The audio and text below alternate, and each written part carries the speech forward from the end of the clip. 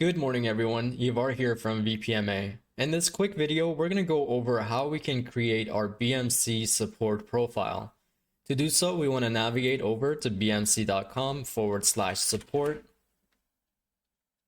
Give it a second to load. And from here on the top right hand side, there's a little icon. We can click on it and press on register.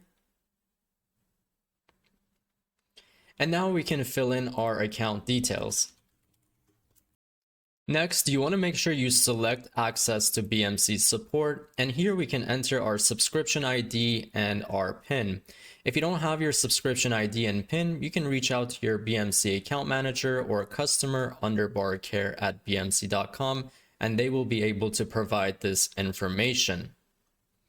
You want to deselect the BMC Reseller Solution Partner resources if you don't need access to it. And finally, you can select the access to BMC Academy in order to receive access to BMC's training material.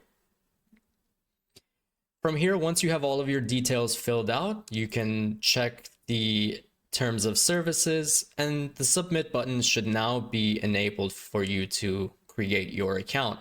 After you've submitted this form, you will get a confirmation email to basically confirm the creation of your account, and then you should be all set.